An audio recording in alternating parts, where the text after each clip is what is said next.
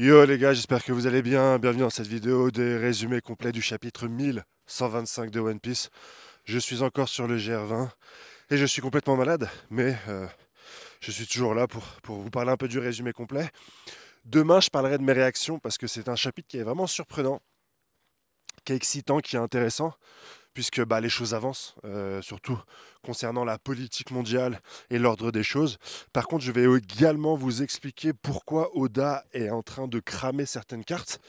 Et ça, je vous en parlerai plus précisément demain, puisqu'aujourd'hui, justement, on va uniquement se contenter de narrer les faits du résumé complet, qui va commencer sur Exide, où on va avoir Saturne qui est encore sur l'île et qui va un petit peu communiquer avec les 9 vice-amiraux qui sont actuellement sur l'île du Docteur Fou, qui vont lui dire, les 9 amiraux, attendez, maintenant qu'on est sur pied, on va pouvoir aller chercher directement les Mugiwara sur Elbaf.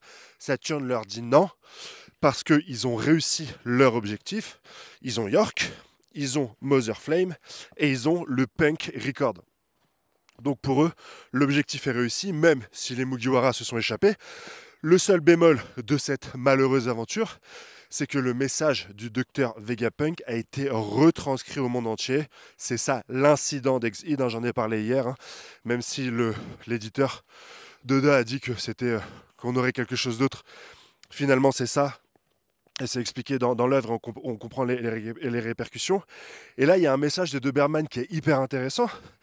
Il va s'adresser directement à Saturne et lui dire: attends, si tu me dis que le problème c'est les divulgations du docteur Vegapunk, ça veut dire que ce qu'il dit est vrai. Et comme nous on est la marine et qu'on est censé protéger les peuples, qu'est-ce que c'est que ce putain de bordel? Enfin, il se dit pas ça comme ça, mais t'as compris le principe. Et donc Saturne là le tue directement avec son espèce de haki spécial qui fait sauter les têtes, chose qu'il avait fait déjà dans le chapitre 1094 il me semble.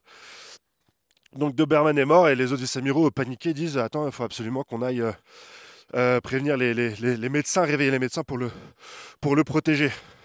La scène se coupe et reprend directement sur Marie-Joas Terre Sainte, dans la salle des 5 doyens, où on voit Garling directement entrer dans la salle et s'adresser de manière assez familière aux 5 doyens, qui le reprennent directement à l'ordre en disant: Garling, mon petit, t'es bien mignon, mais pourquoi est-ce que tu me parles comme ça?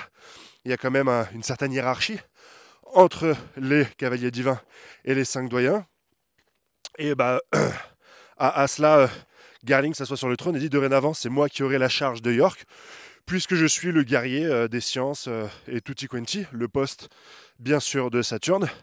Et donc Vénus et Nusjuro commencent à comprendre: attends, mais si tu dis ça, ça veut dire que le point de vue revient sur Exide. Et là, nous voyons directement Saturne brûlé par des flammes noires. Il se souvient qu'il y a 200 ans, il avait demandé à des scientifiques de détruire Emmet, mais ceux-ci l'avaient caché pour pouvoir l'étudier. Rappelez-vous, Emmet avait attaqué Marie-Joas Terre Sainte il y a 200 ans, donc Saturne a bel et bien 200 ans. Mais on parlera de l'immortalité des 5 doyens et du fait que c'est un naine, très certainement de Imsama. J'étais un des premiers à le dire en vidéo, ça a été repris par tout le monde, que le pouvoir des 5 doyens finalement n'était que des marionnettes, des spectres de Imsama, mais tout ça on en parlera demain, justement concernant en plus le personnage de Garling. Je trouve ça hyper dommage que Garling finalement se transforme en marionnette, alors qu'il avait le potentiel d'être un personnage à part entière. Mais ça on en parlera directement demain, les amigos. Donc, Saturne avait finalement 200 ans, il explose et il est détruit.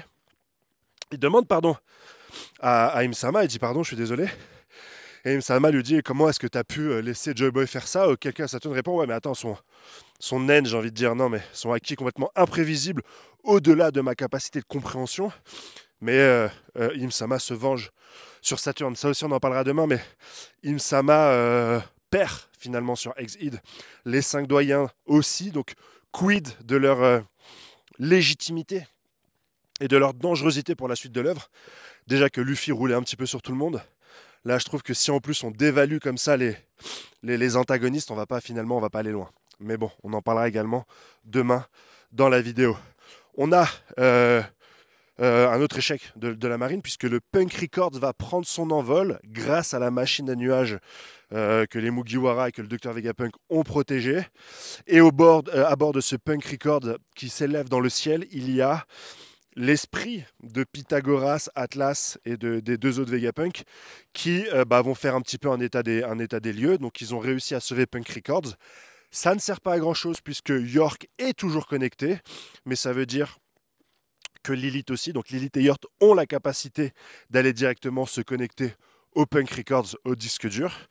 Mais ils ne voulaient pas laisser non plus physiquement le Punk Records à la marine, et ils ont bien raison. Et ils vont reconstituer un corps de rechange avec la tête de Pythagoras, le corps de Chaka, la main droite d'Edison et Tutti Quanti pour former finalement un nouveau Vegapunk qui a 4 personnalités.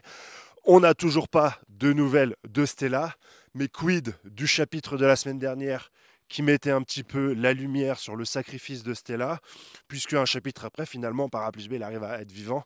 Il y avait cette question d'être vivant ou mort pour le docteur Vegapunk, mais là encore, je trouve ça un peu dommage, mais on en parlera demain directement dans la review. Aujourd'hui, on se contentera uniquement de faire l'état des lieux, du résumé complet. La dernière scène, bien sûr, ça va être les révolutionnaires. Pas grand chose pour eux, ils vont encore discuter et ne pas passer à l'action.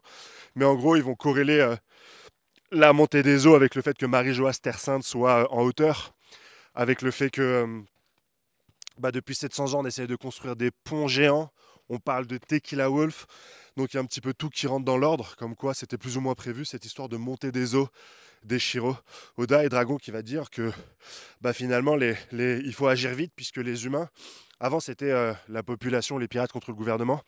Là il peut y avoir des gens qui vont... La population va se détruire entre elles puisque ils vont essayer de chercher les endroits les plus sûrs sur la planète. Donc ça va être un peu ça. Est-ce que One Piece ne serait pas le préquel de Waterworld avec Kevin Costner? On en parlera bien sûr demain. Et est-ce que le One Piece ne serait pas finalement que de la terre, hein? Le trésor sacré de Waterworld, c'est de la terre, juste de la terre. Ça irait en plus en corrélation avec le rêve des nerfs, ça serait ouf, mais on en parle demain bien sûr. Les gars, ouais, le One Piece, ça pourrait être une safe place finalement. Un endroit sain, comme une arche de Noé, où les gens pourraient survivre à cette fatidique montée des eaux. Voilà pour le résumé complet. Demain, on va analyser tout ça, bien sûr. Et j'ai beaucoup de choses à dire. Donc voilà, n'hésitez pas à vous abonner à cette vidéo. Je suis malade. Je suis à bout de force, mais par la passion, au tien, pour faire de super vidéos One Piece. Je vous souhaite une excellente journée. Ah, ciao, bye bye.